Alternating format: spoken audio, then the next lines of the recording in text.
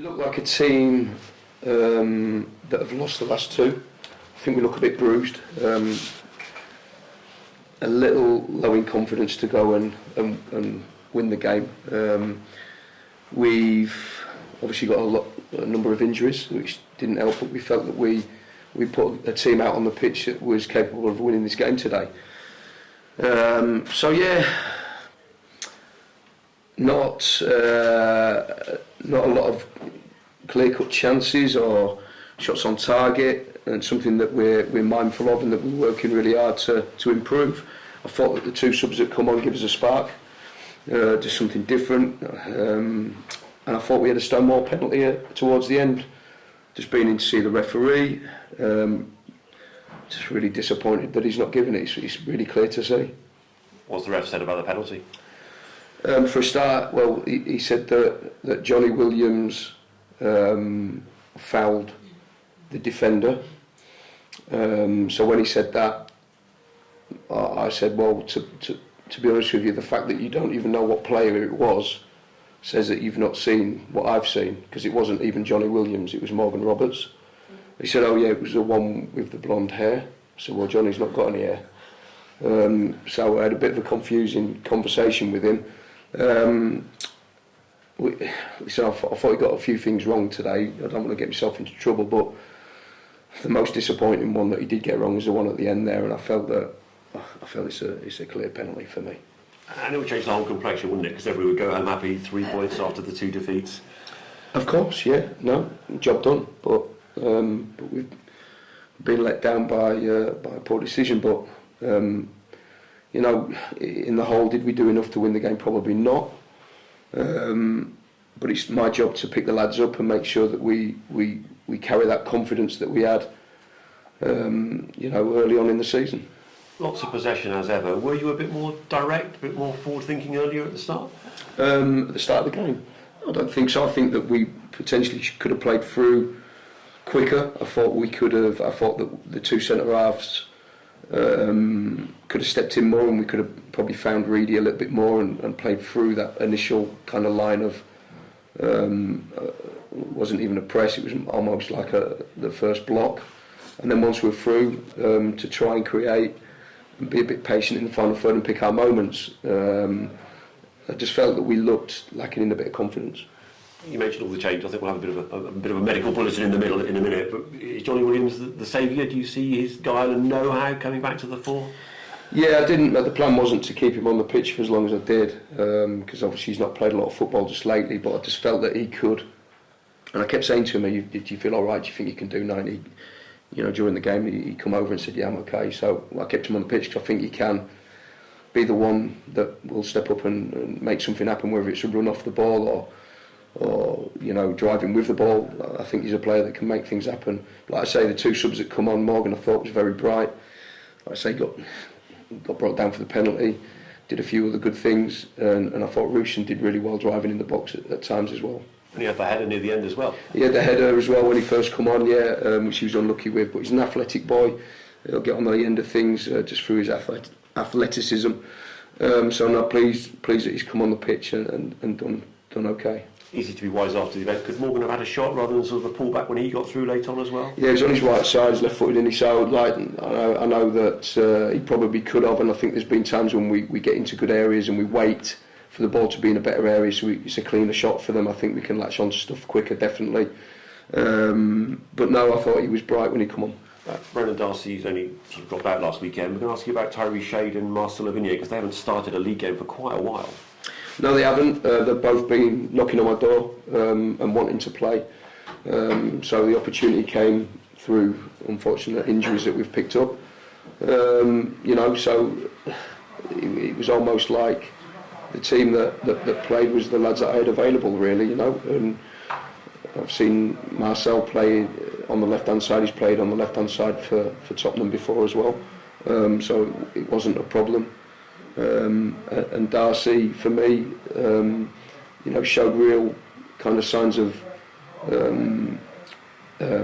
energy in the final third and tried to make things happen. I thought he played well today, Ronan.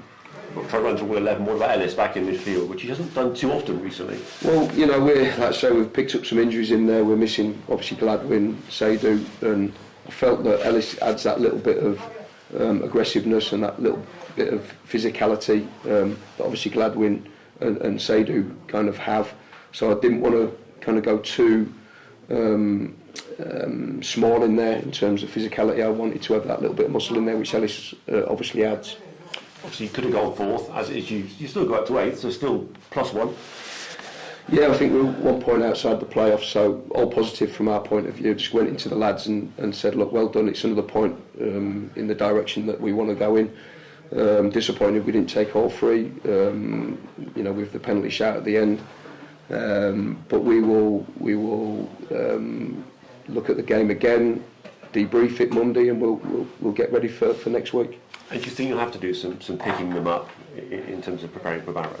No, I don't. I just felt that we looked like a team lacking in a little bit of confidence at times, and we looked like a team that's bruised from 2 losses. But we can't afford for 2 losses to now affect our campaign. Now we've got to dust ourselves down and really strive forward now. You're talking like it was a defeat. It was a draw. Yeah, no, for sure. But we wanted to win the game. We set up to win every game. So when we come in here after the game and we've not won the game, then we're going to be disappointed. The pleasing thing is we kept a clean sheet, which we've not done since Colchester. So we've done a lot of work in terms of the defensive side of things. But we know we've got to try and obviously score more goals at the other end of the pitch for sure. Can I just ask you a bit of an update on the injured players then? Because all those 4 that came off last week for injuries didn't make it. So how are they? Ben Gladwin? So Glad's he's felt kind of an hamstring problem, and it's really tight still. So we didn't want to risk him. In past times before, he's played with, or certainly last season he played when he felt that way, and his hamstring actually went. So we didn't want to put him in that position again. So that's that one. Tom Clayton, he's got a low grade tear in his quad, so he's going to be probably a number of weeks. I would think around 6 weeks, which is obviously disappointing because I think he's been good for us. Obviously Seydoux with the concussion, so we're going to have to go through a protocol with him next week to make sure that we do things right by him and that he's ready to play next week. And Jeff Cott has got a low grade ankle ligament damage, so he will be probably ready to play next week, but was too sore. He pulled out of training on Thursday. So they're 4 real big players for us that we're missing today. But like I say, we felt that we had enough on the pitch to go and win that game. Tom plays in 6 weeks, obviously Keane Harris to well into the new year. Does that sort of get the old cogs turning for the January transfer window? We've got Angus MacDonald obviously on the bench today, which is, he played 60 minutes in behind the closed door game against Newport on Tuesday. So he's kind of putting himself back into contention. So yeah, we're okay at the moment. Mattia Baudry, obviously when we spoke on Thursday, he had the scan. He's posted himself today that it's an ACL. Can you tell us about his situation? It's early to say yet, but it's a long, lengthy injury, so we'll have to see where we are with that one. Really disappointed. It was a game where we wanted players to play minutes. Matty being one of them, and then he's come out with a really horrendous injury, which is really sad.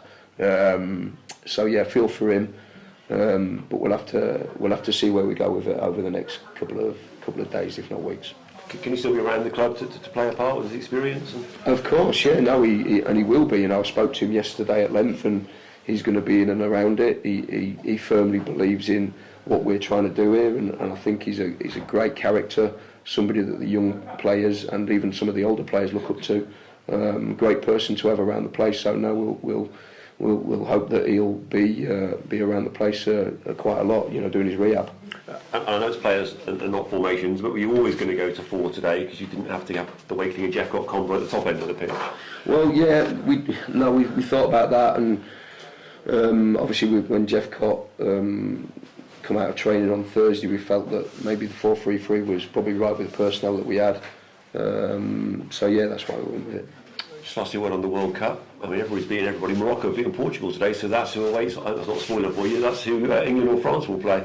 Yeah, exactly. Yeah, so we're looking forward to the game this evening. So I don't know whether I'm going to stay here and watch it or try and get home quickly. I'll probably watch the first half and then we'll see.